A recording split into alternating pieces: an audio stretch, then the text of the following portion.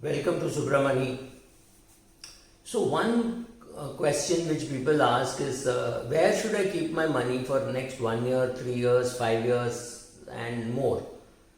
Well, I am completely unfit to answer this question simply because the questions are typically like this and should I invest more in gold? Should I invest more in debt?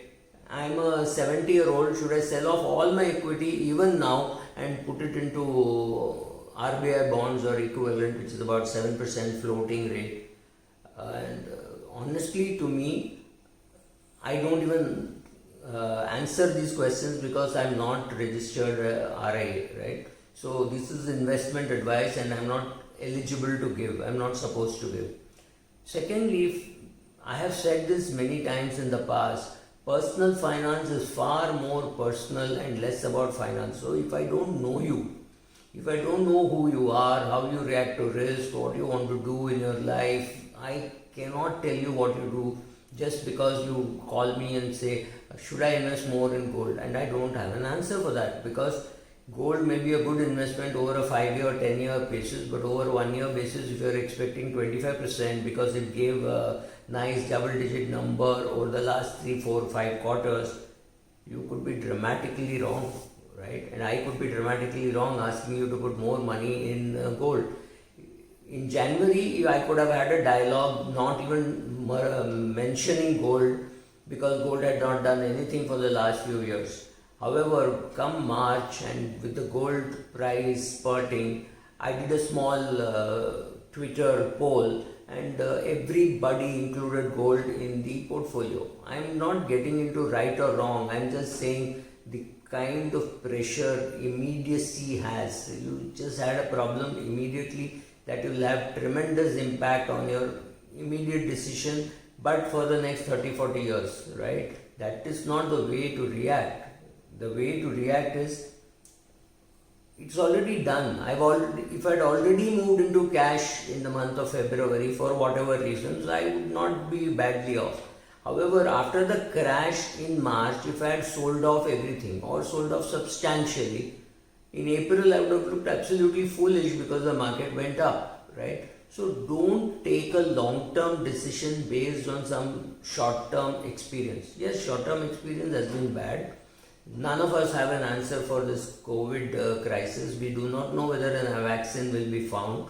We do not know when a vaccine will be found. We do not know whether that vaccine will be cheap enough for poorer countries like India to be able to afford for every citizen. We have no answer to any of these questions. So we cannot be fooling around with our sentiment saying, oh, this is going to be terrible, this is going to be bad, I should now move into gold and I should now move into debt.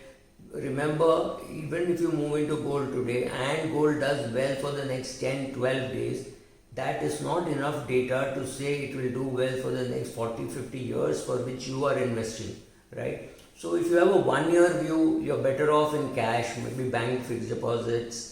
If you still insist that you want to put money in equity and you think there is going to be upside, I have no clue whether it is going to be or not going to be. Put maybe 20% of the corpus that you have into equity and the 80% goes into debt.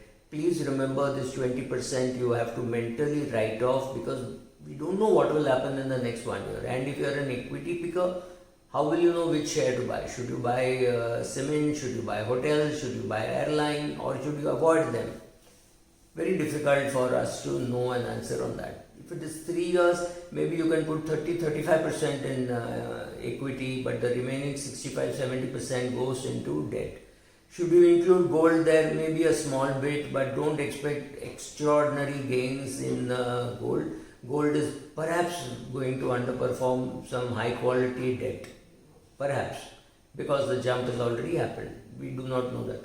However, if you have a 5-year view on the markets and you're very clear that you will not look at your portfolio on an hour-to-hour basis and a day-to-day basis, that is a time where you can go maybe 60-70% in equities because equities has already been beaten down. But I would have said this in March, but we have now a market which is recovered, which is buoyant and people are buying cars.